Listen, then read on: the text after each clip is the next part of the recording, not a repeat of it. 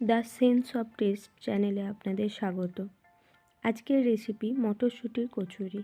শীতকালে প্রায় মানুষেরই প্রিয় খাদ্য এটি। মটরশুঁটির কচুরি বানানোর জন্য এখানে 500 গ্রাম মটরশুঁটি আমি দানাগুলো ছাড়িয়ে নিয়েছি। এবার মটরশুঁটিগুলোকে মিক্সিতে গ্রাইন্ড করে নেব। দিয়ে দেবো একটা কাঁচা লঙ্কা, এক টুকরো আদা। সব উপকরণগুলিকে পেস্ট করা আমাদের হয়ে গেছে। পেস্ট করার সময় সামান্য একটু জল দিয়ে দেবেন। মশলাটিকে কষার জন্য নিয়ে নেব সর্ষের তেল।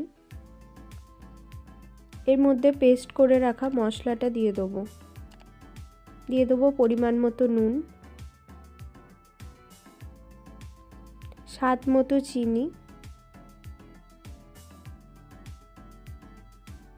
2 চামচ ভাজা মশলা। ভাজা মশলাটা তৈরি করার জন্য আমি গোটা ধনে, জিরে, শুকনো লঙ্কা ড্রাই রোস্ট করে নিয়েছি, শুকনো খোলায় ভেজে নিয়েছি, দিয়ে মিক্সি মেশিনে গুঁড়িয়ে নিয়েছি। এই সব উপকরণগুলিকে একসঙ্গে ভালো করে কষে নেব। যতক্ষণ না জলটা শুকিয়ে একবারে পুরটা ড্রাই হয়ে যাচ্ছে ততক্ষণ অবধি কষবো।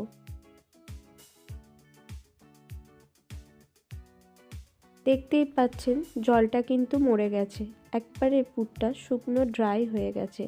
আর একটা কথা বলে দিই, আপনারা চাইলে কিন্তু পেস্ট করার সময় ধনেপাতাও ব্যবহার করতে পারেন।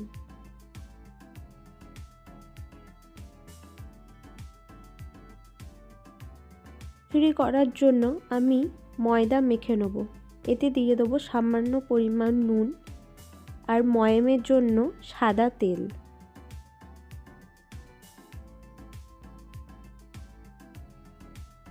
সাদা তেল আর নুনটা ভালো করে ময়দার সাথে মিশিয়ে নেব।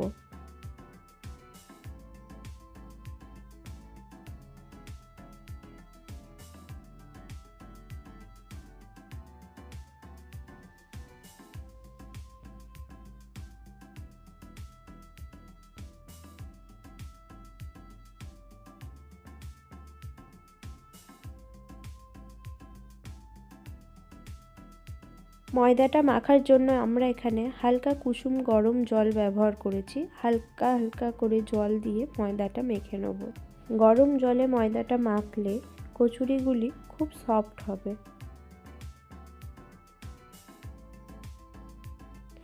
ময়দা মেখে লেচি কেটে নিয়েছি। আপনারা চাইলে এটি দিয়ে মটরশুঁটির পরোটাও করতে পারেন।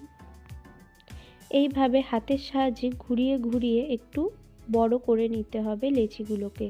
এর মধ্যে এবার পরিমাণ মতো পুর দিতে হবে। একটু বেশি করে পুর দেবেন যাতে কচুরিগুলি খেলে পুরটা মুখে লাগে। আজকের ভিডিওতে আমি পরোটা কচুরি দুটোই একসাথে বানানো দেখাবো। প্রথমে আমরা পরোটার জন্য এবার এই লেচিটাকে বেলে নেব।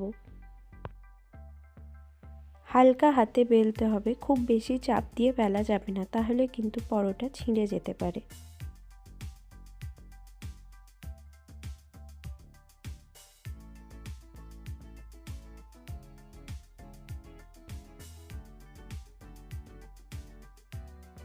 এবার লেচিগুলো ছোট করে নিয়েছি।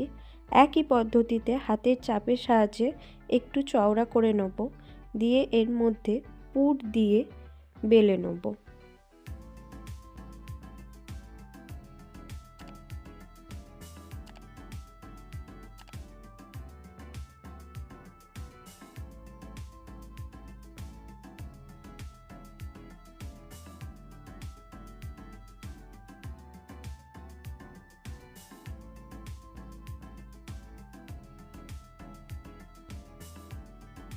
কচুরিটা কিন্তু আমি তেলে ছেড়ে দিয়েছি। কচুরি ভাজার জন্য আমরা সাদা তেল ব্যবহার করব।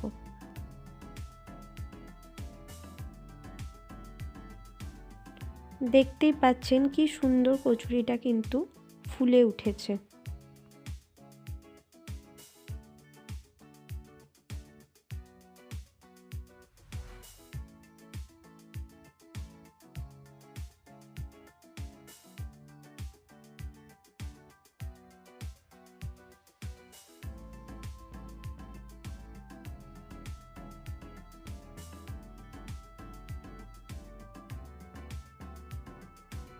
পরোটা বানানোর জন্য আমরা তাওয়া গরম করে নিয়েছি।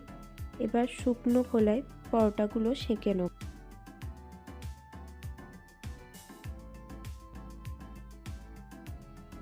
পরোটার দুদিক ভালোভাবে সেঁকা হয়ে গেছে। এবার আমরা সাদা তেল ওপর থেকে ছড়িয়ে পরোটাগুলো ভেজে নেব। খুব অল্প পরিমাণে তেলেই পরোটাগুলো কিন্তু ভাজবো। পরোটাও আমাদের তৈরি হয়ে গেছে। তাড়াতাড়ি রেসিপিটি বানিয়ে ফেলুন এবং আমাকে কমেন্টে জানান কেমন হয়েছে।